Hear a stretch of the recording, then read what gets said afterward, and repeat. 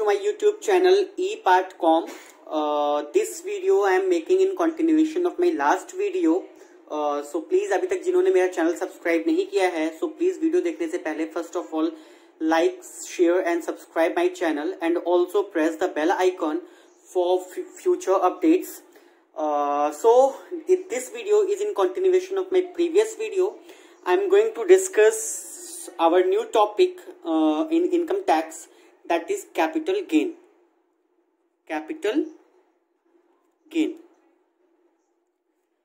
Capital gain. I am going to discuss about what do we make capital gain. Different sections of capital gain means we are going to discuss in detail that what is included in capital asset and what is excluded in capital asset and how capital gain is taxable in this particular video. So let's start with the concept. So first of all, I am going to discuss that what do you mean by capital gain, means chargeability section. Before starting any topic, सबसे पहला जो हमारा discussion का point होता है, that is chargeability section, that on what basis it will be decided that that particular income is chargeable under that particular head. So chargeability section is given under section, chargeable section is given under section 45. Chargeable section is given under section 45. So any gain arising from the transfer of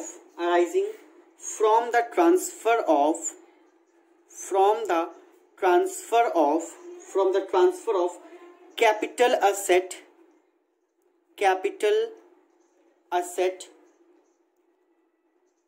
during the previous year is chargeable under the head capital gain. Under the head capital gain. इसका क्या मतलब है, पहले मैं इसी line को अच्छे से एक्सप्लेन करने की कोशिश करूंगा. ठीक है, capital gain in the following assessment year, ये तो हमको पता ही है, in the following assessment year. इसको मैं इस लाइन को एक्सप्लेन करने की कोशिश करूंगा. प्लीज ध्यान से सुनिएगा आप लोग. एनी गेन, सबसे पहले तो वहां पे there should be a gain arising from the transfer. इसको मैं जो हाईलाइट कर रहा हूं, अंडरलाइन कर रहा हूं, इस पे ज्यादा एम्फसाइज करना है. तो any gain arising from the transfer of capital asset during the previous year is chargeable under the head capital gain in the following assessment year. तो यहाँ पे जो मैंने 2-3 चीजें अंडरलाइन की हैं, तो सबसे पहला तो है गेन. गेन का क्या मतलब है, that there should be a gain which arises from the transfer of capital asset. Transfer क्या है, ट्रांसफर इज डिफाइंड, हम उसको बाद में करेंगे, that what is included in transfer and what is not included in transfer. ठीक है, तो transfer is defined under section 2 subsection 47 which I will discuss later. So first of all, any gain arising from the transfer of capital asset, ये important है, that a capital asset should be transferred, in the previous year. So any gain arising from the transfer of capital asset during the previous year is chargeable under the head capital gain. So there are certain conditions which must be satisfied. तो सबसे पहली condition है that there should be a capital asset. इसी line को, इसी definition को I am going to analyze. There should be a capital asset. अब capital asset क्या है, what is the definition of capital asset and what is included in capital asset, we will discuss it later. Second है, the capital asset is transferred by the SSC. The capital asset is transferred by the SSC. Transfer का मतलब क्या है वो भी हम discuss करेंगे. अभी पूरी एक्सक्लूसिव डेफिनेशन दी है ट्रांसफर की, कि transfer it is defined under section 2 subsection 47. अभी I will discuss. Such transfer takes place during the previous year. Such transfer takes place during the previous year. Any profit or gain arises as a result of transfer. ठीक है, it means that there should be a gain which should arise from the such transfer, and such profit, या such gain is not exempted, such gain is not exempted under section 54, 54D, 54, 54B, 54D, 54EC, various sections are there, अब जिसको हम बाद में discuss करेंगे. 54F है, 54G है, 54GA है, 54GB है. There are lots of sections of exemption which is given which is given in your capital asset. So I will discuss it later. पहला ये है कि ये 5 conditions fulfill होनी चाहिए. That there should be a capital asset. The capital asset is transferred by the SSE. Such transfer takes place during the previous year, and there should be a gain arising from such transfer, and such gain is not exempted under these sections. So ये सारी conditions अगर fulfill होंगी, then only whatever gain arising from the transfer of capital asset during the previous year is chargeable under the head capital gain in the following assessment year. So now one by one I am going to discuss about that. What do you mean by capital asset, what do you mean by transfer, ठीक है. So please ध्यान से सुनिएगा. So capital asset is defined under section 2 subsection 14. It is defined under section 2 subsection 14. So what is included in capital asset? So capital asset is defined by section 2 subsection 14. So there are two lists of capital asset. पहली है positive list. अब देखो इसमें क्या है positive list में, क्योंकि जो कैपिटल एसेट है वो बहुत ही इंक्लूसिव डेफिनेशन है. बहुत सारी चीजें जो हमारी कैपिटल एसेट में है वो इंक्लूड की जाती हैं. तो इसलिए हमने क्या कहा कि भाई all assets are capital assets. मैंने कह दिया जैसे सपोज दैट क्लास में है, तो क्लास में मैंने कहा भाई क्लास ये बताओ क्लास में अच्छा बच्चा कौन है, तो भाई सभी अच्छे बच्चे हैं. क्लास में जो है सभी अच्छे बच्चे हैं. तो मैंने कहा रादर देन आस्किंग अच्छा बच्चा, यू कैन आस्क फॉर गंदा बच्चा. मतलब नेगेटिव लिस्ट बता दो कि 2-3 बच्चे जो है वो नेगेटिव लिस्ट में ये गंदे हैं, बाकी सब अच्छे हैं. तो it's convenient to tell the negative list rather than telling the positive list, because positive list बहुत लंबी है. तो मैंने कहा भाई सभी अच्छे हैं सिर्फ ये 2 बच्चों को छोड़ करके. तो इसी तरह से हमारी कैपिटल एसेट में भी डेफिनेशन दी गई है. Capital asset means positive list दी गई है. Capital asset means property of any kind, property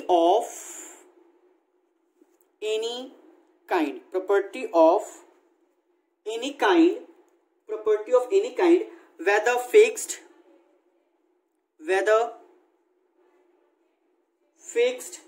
or circulating,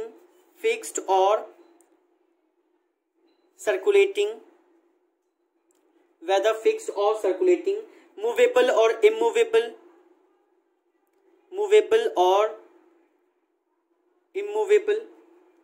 tangible or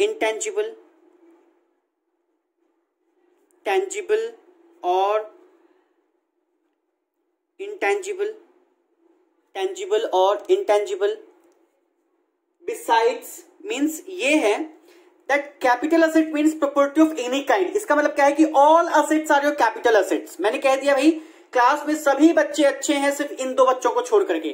तो इसीलिए मैंने कहा कि all type of asset is your capital asset. तो capital asset means property of any kind, whether fixed और सर्कुलेटिंग, मूवेबल और immovable, tangible और intangible. Means सभी एसेट्स जो है वो हमारी कैपिटल एसेट्स हैं, प्रोवाइडेड ये जो नेगेटिव लिस्ट अभी आगे मैं डिस्कस करूंगा वो नेगेटिव लिस्ट में जो एसेट्स हैं उनको छोड़ करके बाकी सारी एसेट्स जो हमारी हैं वो कैपिटल एसेट्स हैं. बट इसके अलावा बिसाइड्स इट इंक्लूड्स भाई सभी हैं, तो उन चीजों में ये चीजें भी शुमार की जाती हैं, इंक्लूड की जाती हैं. पहला है any rights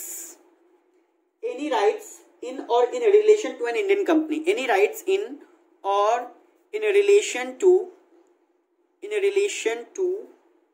Indian company,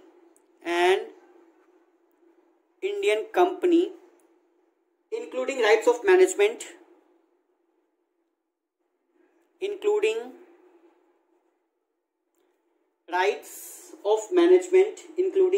rights of management or control, rights of management or control और any other right soever, ठीक है। सेकेंड है property of any kind, second is your property of any kind, property of any kind held by the SSC, property of any kind held by the SSC, whether not connected with his business or profession. And third is any securities held by foreign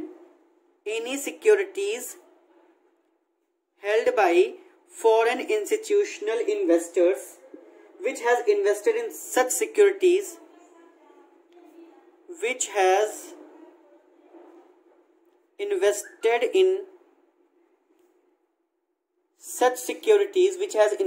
in such securities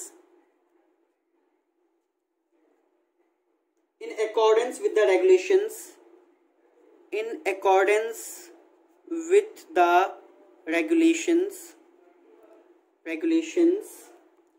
made under the SEBI Act,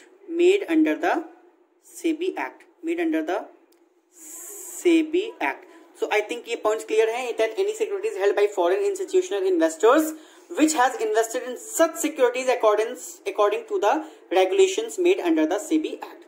तो ये सारी चीजें हमारी क्या हैं जो अभी हमने एक्सप्लेन की हैं, ये सारी चीजें हमारी क्या है पॉजिटिव लिस्ट में है, included in the definition of capital asset which is defined under section 2 subsection 14. इसके अलावा अब हम नेगेटिव लिस्ट. मैंने पहले ही कहा था कि पॉजिटिव लिस्ट देने के बाद हमने कह दिया कि सभी चीजें कैपिटल एसेट हैं इंक्लूडिंग एक्सक्लूडिंग दिस थिंग. जैसे मैंने कहा कि इस क्लास में सभी बच्चे अच्छे हैं सिर्फ ये 4 बच्चों को छोड़ करके, तो इसी तरह से हमारी नेगेटिव लिस्ट दी है कि भाई सभी हमारी कैपिटल एसेट हैं इन चीजों को छोड़ करके. तो क्या क्या चीजें हैं नेगेटिव लिस्ट में? पहला है स्टॉक इन ट्रेड. पहला क्या है? Stock in trade. Stock in trade.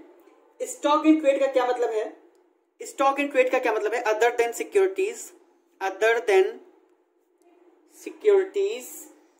referred to above in point 3. जो भी हमने फॉरेन इंस्टीट्यूशनल इन्वेस्टर के सिक्योरिटीज की बात की थी, उन सिक्योरिटीज को छोड़ करके बाकी सभी जो है स्टॉक इन ट्रेड हमारे पास जो है that is not your capital asset. अच्छा, स्टॉक इन ट्रेड की बात हम कर रहे हैं भाई. स्टॉक इन ट्रेड का मतलब क्या है? Stock in trade is depend on your business, nature of business. Suppose that if I have a house property, ठीक है, and I am selling that house property, then whatever profit is there on sale of that house property is your capital gain, because that house property is not your stock in trade. But what happened when I have a business of buying and selling house property? Means I'm a property dealer and I'm dealing in the sale and purchase of house property. So in that case, whatever house property is there, that is your stock in trade. So if you are selling that house property, that is not your capital gain, that is your income from business or profession. It means that stock in trade depends on the nature of business. Suppose अगर मेरी अपनी personal jewellery है तो उसको बेच करके जो हमको प्रॉफिट होगा that is my capital gain. But अगर मेरा ज्वेलरी बेचने का ही बिजनेस है, I have a jewelry shop, so whatever profit is there on the sale of that jewelry, that is not my capital gain, that is your business income. So stock in trade, whatever stock in trade is there, depending on the nature of the business, that is not your capital asset. So whatever profit is there on the sale of that stock in trade, that is not your capital gain, that is income that will be chargeable under the income from business or profession. Second is your personal effects. Personal effects, जिसमें हमारा movable assets आते हैं. Movable assets, ठीक है. Personal assets, personal effects मेरे पास क्या है? Personal effects, any movable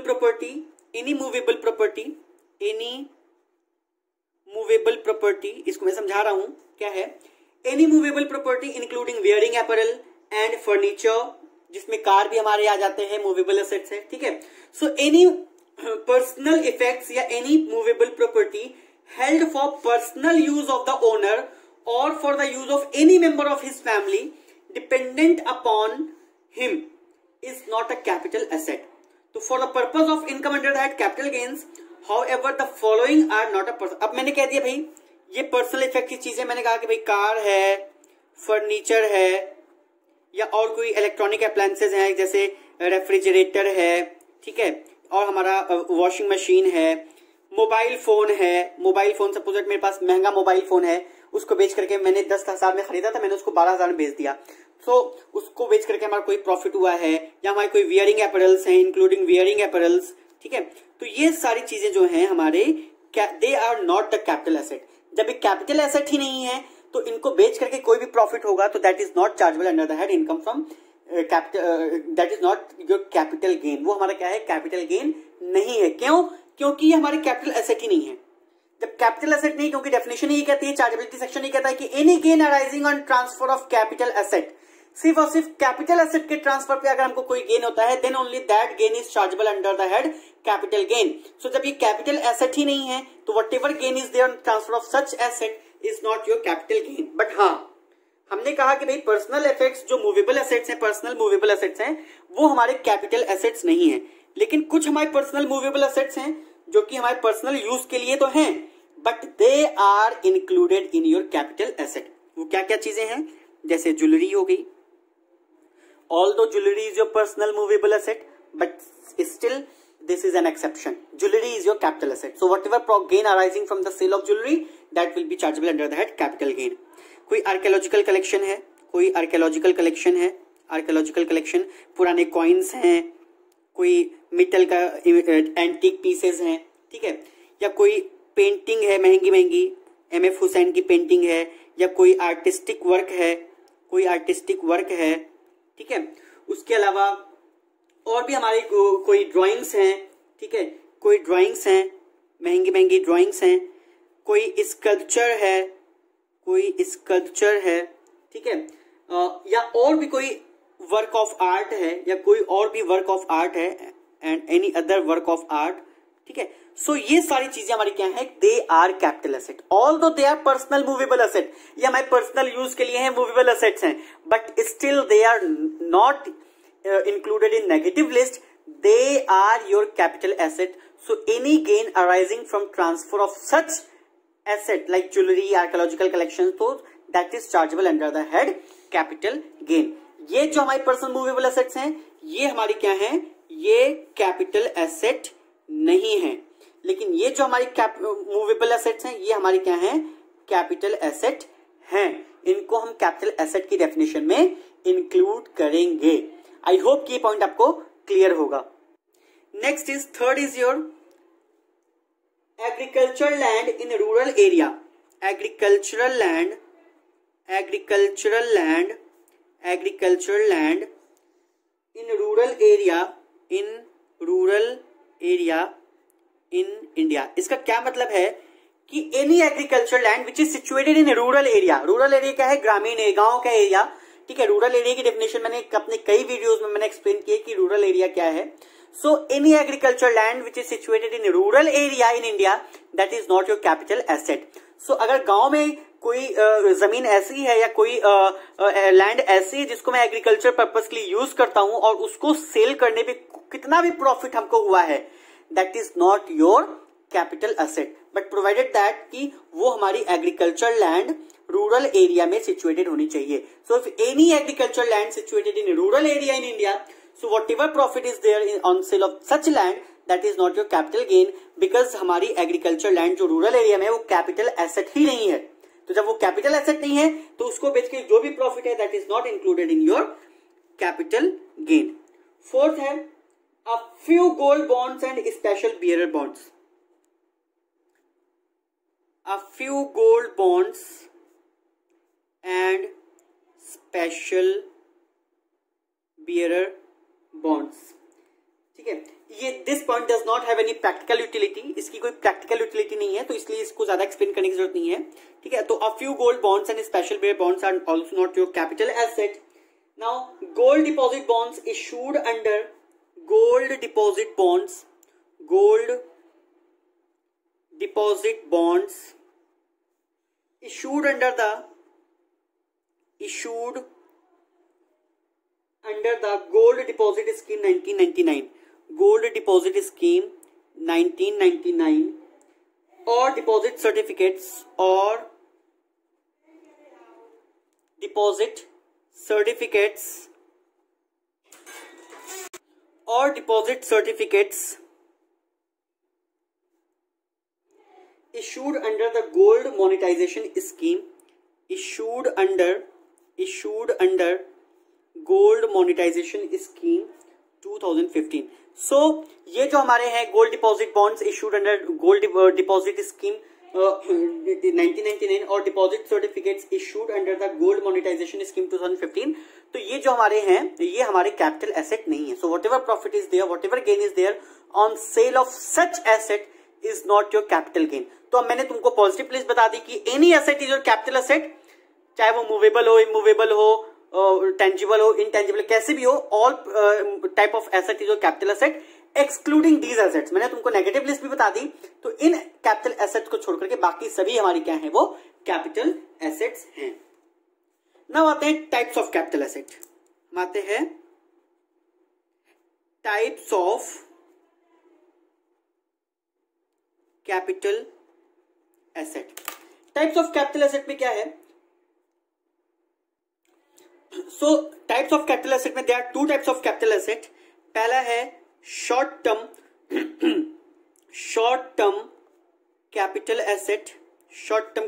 asset, और दूसरा है लॉन्ग टर्म कैपिटल एसेट. अभी मैं बताऊंगा कि कैसे डिटरमिन करेंगे कि कौन सा हमारा शॉर्ट टर्म है और कौन सा हमारा लॉन्ग टर्म है. तो short term capital asset and long term capital asset, there are two types of capital asset.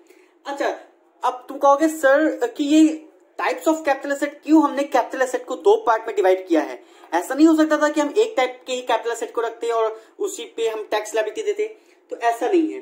The tax incidence under the head capital gains depends upon whether the capital gain is short term capital gain और long term capital gain. It means that long term capital gain is generally taxable at lower rate. हमारे long term capital asset gain पर जो है, इस पे जो long term capital asset है, इस पर अगर कोई गेन होता है तो दैट उस पे जो रेट ऑफ टैक्स है that is lower than as compare to short term capital asset. ठीक है.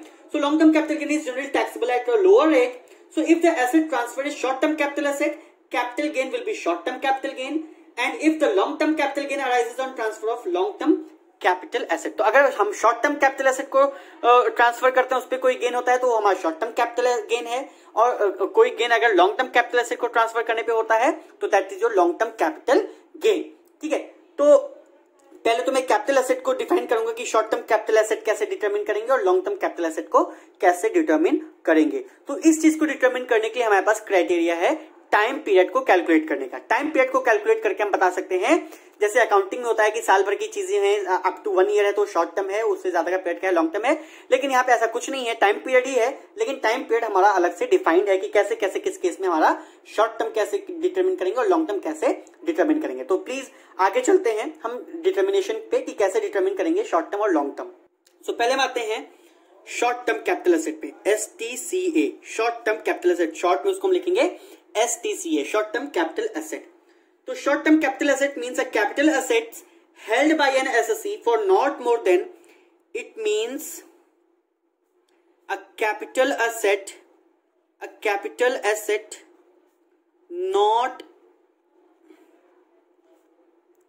held by an SSE, not means a capital asset held by an SSE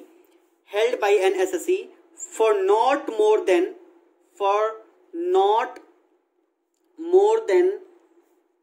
36 months immediately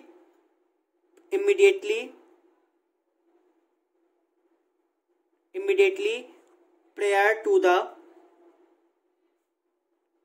date of transfer.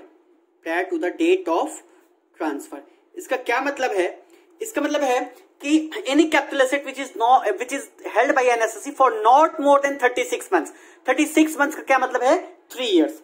अगर कोई asset को मैं 3 years से पहले ही transfer कर देता हूं तो that asset is your short term capital asset. वो हमारी क्या है? शॉर्ट टर्म कैपिटल एसेट है. So it means that if a capital asset is held by an assessee for more than 36 months it will be your long term capital asset. So if any asset is held by an SSE for more than 36 months, for more than 36 months, इसका मतलब क्या है कि अगर 3 साल से ज्यादा अगर हमने उसको हेल्ड करके रख लिया तो it is treated as long term capital assets, LTCA। So 3 साल से पहले अगर हमने उसको ट्रांसफर कर दिया है तो that is your capital asset, and अगर 3 साल से ज्यादा रखने के बाद उसको हमने ट्रांसफर किया है, ट्रांसफर का मतलब बेचा है, तो that will be your long term capital asset. ठीक है, सो आई होप कि तुमको लॉन्ग टर्म और शॉर्ट टर्म कैपिटल एसेट का मतलब समझ में आ गया होगा। लेकिन कुछ केसेस ऐसे हैं जहां पर हमारा जो होल्डिंग पीरियड 36 मंथ्स का है, ठीक है, in certain cases the holding period of 36 months is not valid. There are certain cases जहां पे हमारा 36 मंथ्स का टाइम पीरियड कंसीडर नहीं करते हैं। ठीक है, so if a capital asset is transferred, so in the following cases if capital assets become long term capital asset if it is transferred after 12 months or 24 months as the case may be। तो मैं different cases को discuss करूंगा। कुछ cases में क्या है कि 12 months का होल्डिंग पीरियड है कि अगर हमने उसको 12 मंथ से ज्यादा होल्ड करके रखा तो लॉन्ग टर्म कैपिटल एसेट बन जाती है, और कुछ केसेस में 24 मंथ्स का है, मतलब 2 साल का होल्डिंग पीरियड है कि अगर हमने 2 साल से ज्यादा उसको कर लिया होल्ड करके तो that will be your long term capital asset rather than holding it for 3 years और 36 मंथ्स। ठीक है, तो ये सर्टेन केसेस है जिसमें होल्डिंग पीरियड हमारा जो है वो डिटरमिन होता है 12 मंथ्स और 24 मंथ्स के बेसिस पे। तो पहला है कैटेगरी ए। कैटेगरी ए में क्या है, पीरियड, कैटेगरी ए में जो है period of holding more than 12 months. इसका क्या मतलब है, ठीक है, if transfer takes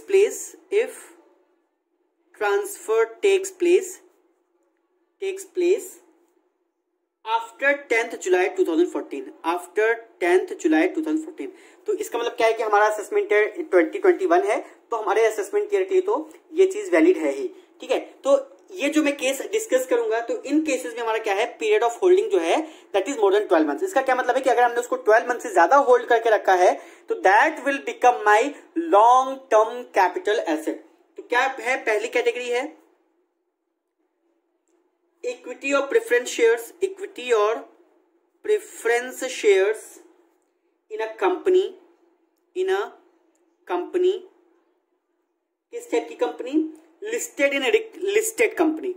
in recognized stock exchange. इसका क्या मतलब है कि if you are holding any equity और preference shares of a listed company मतलब that company which is listed in a recognized stock exchange. So any equity or preference shares, if you are holding any equity or preference shares for more than 12 months, so after that will become your long term capital asset. तो अगर उसको हम 12 महीने से पहले ही transfer कर देते हैं तो that will be your short term capital asset, लेकिन अगर उसको हम 12 महीने होल्ड करके उसके बाद ट्रांसफर करते हैं तो that will be your long term capital asset, and whatever gain arising from such transfer that will be your long term capital gain.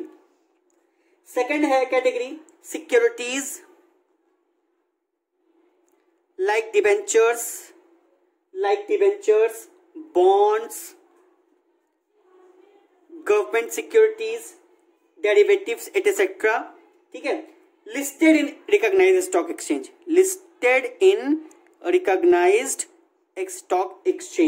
ठीक है, in India. तो any securities like debenture, bonds या government securities या derivatives कोई भी है, if that securities are listed in recognized stock exchange, so in that case also the holding period is of 12 months. Third है units of UTI, Unit Trust of India. Fourth है units of an equity oriented mutual fund, units of an equity oriented mutual fund. Fifth है zero coupon bonds, whether quoted or not, zero coupon bonds. तो ये different category of assets हैं जिसको अगर हम 12 month से ज्यादा अगर होल्ड करके रख लेते हैं तो that will be your long term capital assets provided such transfer of asset took place after 10th July 2014. अगर ट्रांसफर हमारे 10th July 2014 के बाद होता है, इस मतलब सेल जो है हमारी 10 जुलाई 2014 के बाद होती है, so what ever means holding period जो है हमारा वो 12 मंथ्स का है। अगर 12 मंथ से ज्यादा अगर हमने होल्ड करके रखा है तो that will be your long term capital asset, otherwise it will be your short term capital asset. Next है category B. Category B, category B में क्या है, period of holding, period of holding 24 months, more than 24 months. इसमें क्या है कि in certain cases में अगर हमने एसेट्स को 24 मंथ्स से ज्यादा होल्ड करके रख लिया तो that will become your long term capital asset. ठीक है, तो वो क्या कैटेगरी है, पहला है इक्विटी और प्रेफरेंस शेयर्स, इक्विटी और preference shares in a company which is unlisted, so if ये 2 साल का होगा, कब, if transfer takes place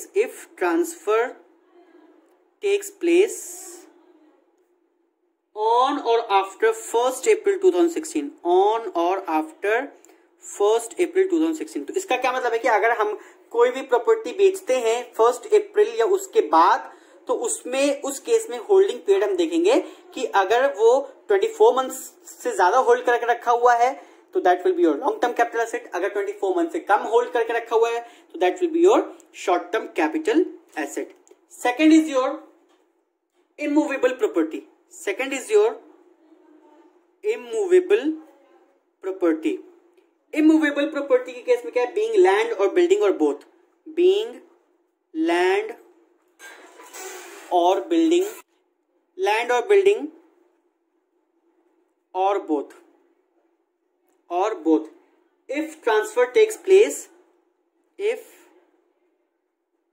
transfer takes place on or after 1st April 2017। तो इसका क्या मतलब है कि एनी मूवेबल प्रॉपर्टी, चाहे वो लैंड हो, चाहे बिल्डिंग हो, चाहे दोनों ही हो, वो भी उस केस में भी हमारा क्या है 24 मंथ्स का होल्डिंग पीरियड है, अगर हमारा जो ट्रांसफर है that takes place on or after 1st April 2017। ठीक है, तो इन केसेस में हमारा क्या है, रादर देन 36 मंथ्स हमारा 24 मंथ्स का होल्डिंग पीरियड है। ऊपर वाले केसेस में कैटेगरी ए में होल्डिंग पीरियड 12 मंथ्स का था और कैटेगरी बी में हमारा होल्डिंग पीरियड जो है वो 24 मंथ्स का है। आई होप कि now it is very clear to you कि होल्डिंग पीरियड कैसे हम डिटरमिन करेंगे कि शॉर्ट टर्म है और लॉन्ग टर्म है, किस तरह से हम इसको डिटरमिन करेंगे। सो आज की वीडियो में मैं इतना ही रखता हूं। ठीक है, होप कि this video is very helpful for you. So if you want more and more videos on subjects like accounting, financial management, cost accounting, so please like, share and subscribe my channel and don't forget to press the bell icon. Thank you and have a good day.